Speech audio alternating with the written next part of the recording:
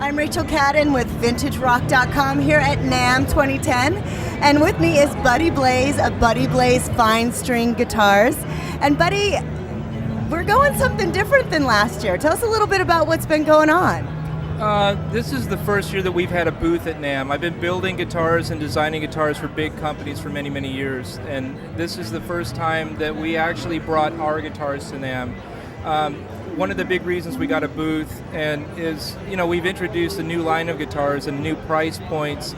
We're all aware that everybody wants one of our guitars, but we needed to make something that was professional quality. We spent years developing it, and we finally brought it, and we're really excited. So it's about introducing price points that, we can reach out to more dealers. I physically can't make enough guitars to supply my demand. So we had to find the people that could bring it to, at a price that was acceptable and quality that was acceptable to me, and we did it. So you obviously have a huge passion for this, and you've worked with some really big names in the industry, and now you've launched out on your own. So let's talk a little bit about some of these guitars and how they differ and the different brands that we're going through. The newest guitar that we're launching is the Makani. And Makani meaning in Hawaiian? Well, that's like a divine wind. In Hawaiian culture, you'll hear things about, the wind is at my back. That means Makani, the spirit of Makani. It means ghost in Hawaiian. And ironically, this is a model that we offer with a ghost system from GravTech, which is a piezoelectric transducer system that allows you to get the acoust-electric, where we can get a full magnetic pickup, electric, hard rock, country, whatever you want it to be. And with a flick of a switch, we go straight to a piezoelectric. This guitar here doesn't have it, but it's offered in this model. And so we're pretty excited about this. It's a single cut, slab body, bolt on, that we really feel goes for what I would call a Nashville market. But we've had, once I made the guitar and we got a few of them out, we had an overwhelming response and these are all handmade initially. This is our first import version of that. But the thing is, we're developing this guitar with Scott Patton of Sugarland, and actually this is the actual prototype. We got a prototype here. Let's check in on it. This is the actual prototype. Nice. Of Makani. And this is black with a lazuli blue pearl. Oh, yeah, and what I call, faux abalone binding, which I love making this.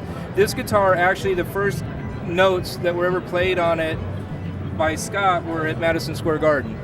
So this debuted with Sugarland at Madison Square Garden, on the Live on the Inside tour. So we're pretty excited. Obviously, Sugarland's an amazing band, and to have Scott, help us develop this model is a really great thing. He's going to have his own signature model. You'll see more of that. It's going to take a few months because we're going to do it right. But this is our Makani. So obviously, technologically, these are phenomenal, but they're also beautiful to look at. What is your inspiration? What inspired you to launch out on your own, and what makes it different this year from last year? It all started with me over 20 years ago when I was a teenager. No, actually, it's in my 20s. But I kept buying. You started guitars. when you were 5, right? Exactly. Well, I did. But when I started on making guitars, I was a machinist by trade, and I had a lot of skill in woodworking, and I played guitar.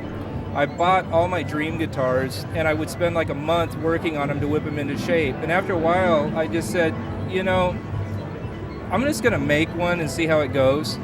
And I sold it like in 5 days. I built it for me. I didn't mean to sell it, but I had every guitar player in town wanted my guitar. This is back in Dallas, Fort Worth, like in '85. And the next thing I know, I got guys in Lee Greenwood's band playing my stuff. And then I meet Vivian Campbell, and I made stuff for him, and then he joins Whitesnake, and then the Night Swan was created, and on. And it's just kind of like, I like to say I lost a bet.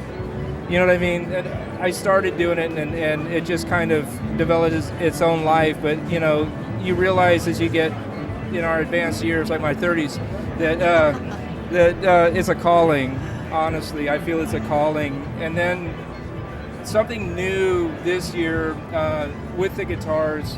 If you notice on the logos, there's an MJW. This is about my son, Matt.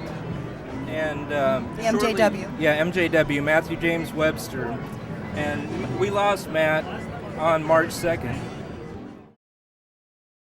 Anyway, so, we put on the MJW logo in honor of my son. We lost Matt on March 2nd of '09. And Matt used to build guitars side by side with me. In fact, the day that he died, we were working on a series of guitars with the artist Weiland, the guy the artist of the sea. Yeah, He's a very good friend of Joyce's and mine, and he was a good friend of Matt's. And Matt was helping me design inlays that we had eventually put on the guitars. And Weiland's guitars were the first ones to have this MJW logo. And the actual first guitar was this one, the LT Smooth H2 Hummer Evanator. And the Evanator was actually named after my grandson, Evan. So he's the Evanator, and so people wonder where the hell that came up, but that was the Evanator. Well, and I just noticed it's actually got the H2 Hummer little icon there. He's got a hunter green H2, and it's actually, we would take this guitar and put it in front of the logo beside his door, and it would disappear. Right. I had to put the binding in so people knew there was a guitar there.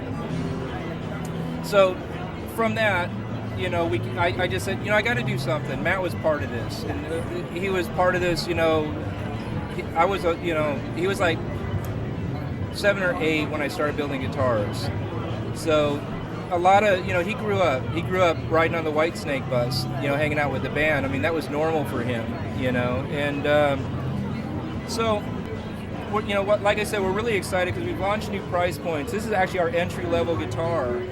And you can see a lot of leanings from my earlier designs when I was with Kramer, and before Kramer even.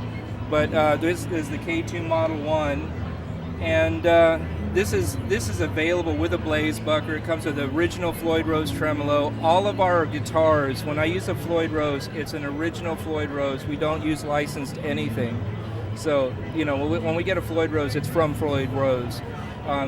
This comes with a Blaze design pickup, but we also have the DMT pickups, which are handmade by D Magnetic Technologies down in Tampa, Florida. Pat Baker. I talked about it last year in the Buddy Blaze ML. It's the sickest humbucker I've ever heard.